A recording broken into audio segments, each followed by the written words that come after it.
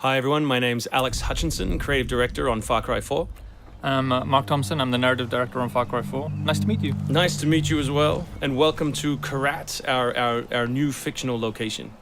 So in Far Cry 4, you step into the shoes of AJ Gale, who is returning to the country of his birth, initially just to scatter his mother's ashes before he gets caught up in what's essentially a civil war.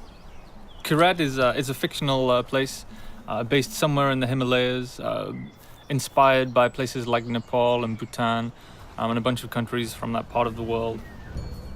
So looking out there, one of the core things of any open world game, that sort of excitement and mystique and hope of an open world is, what is all that smoke coming from? What temples are out there? What secret locations? So we've peppered the world with different places to find, all of them filled with loot and secrets and collectibles and all that good stuff.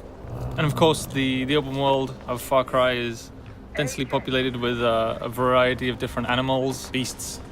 And also that's some kind of yak. I don't even know what that animal was. Yak, I believe. Is it yak? With next-gen fur. Next-gen fur, that's true. Individually modeled hairs. So you see here with the eagle, you won't see it in this demo, but you can be attacked from above for the first time in a Far Cry game. So we've tried really to play with verticality, to have threats above and below you. And obviously you can still get involved in the ecosystem of the animals and hunt. And you can throw bait now. Yes, to attract animals.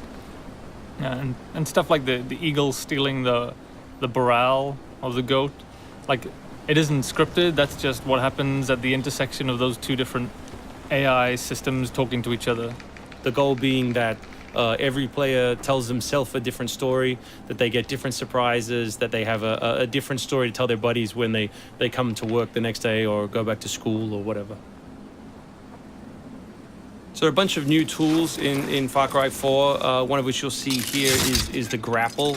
We wanted to make something that allowed you to clamber over those annoying cliffs you sometimes came across in Far Cry 3, and something that would also lean into the much more vertical, much more mountainous regions we were building in this game. And that was a pretty simple example, but the level designers get pretty crafty with the setup.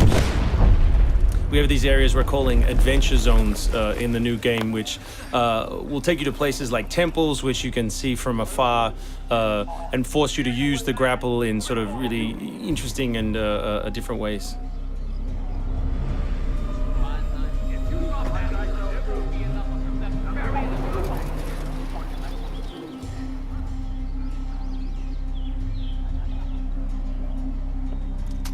The auto crossbow is a new stealth weapon that we've introduced for Far Cry 4.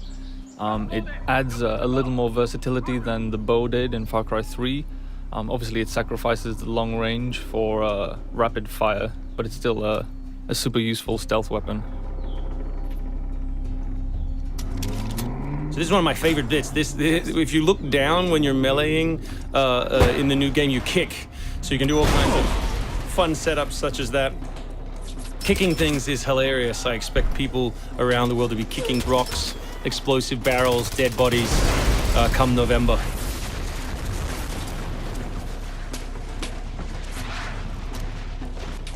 Our goal really was just to provide as many tools as possible, whether vehicles or animals or weapons or goofy stuff, and let people fit them together any way they want.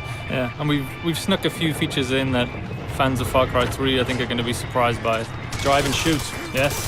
So drive and shoot, obviously it's a bit frustrating to be chasing someone forever and have to sort of drive in front of them, pull over and wait for them to get out. So now in the vehicles you can drive and shoot with any one-handed weapon.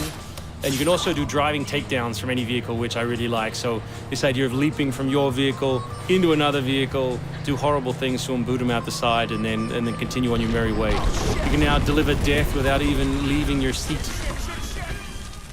So wingsuit is still here, and it's really cool, as you see, and actually when the space became more vertical, it actually became more fun. The mountainous environment means that there's a lot more wingsuiting to be found. And hopefully you won't get it before the middle of the game. You Yes. will. Hopefully you will get it Yes, before the middle of the we game. will. That's the current plan. But we are many months away from watching you guys abuse this online.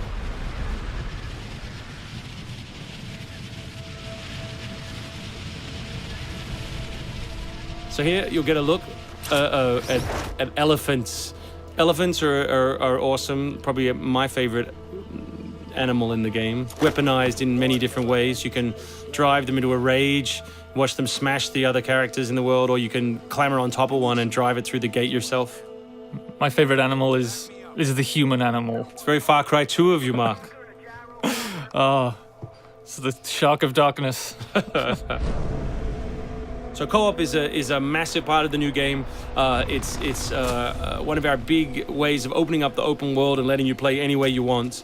So basically, when you ask your buddy to join, all the solo missions turn off, and you're left with all of the open world toy, the outposts, the fortresses, the towers, all the quests to play any way you want. And all that progress will be saved within your game. So you don't have to go into another mode, you don't have to leave your game, and you don't feel like you're wasting your time.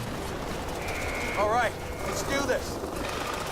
What do you think of the Buzzer, Mark, which is a small one-man helicopter? It's very red. No, but it's cool because it gives like this almost like developer perspective on the world. Like you normally, in Far Cry 3, you could never really see an outpost, or you couldn't engage with an outpost from this kind of vantage point, which is really cool. So the outposts from Far Cry 3 were like the template for the fortresses. They're kind of like bigger, better, more badass version of the outpost to More badass. to paraphrase Cliffy B. Badassitude. So imagine charging that vehicle, atop the elephant as opposed to just watching it happen. We spent a lot of money on that feature. A lot of money. Perhaps we could have put that in a video. Very expensive. So thanks everyone for watching. We really appreciate your time and we look forward to showing you a whole lot more gameplay in the coming months. The game ships, of course, November 18th worldwide.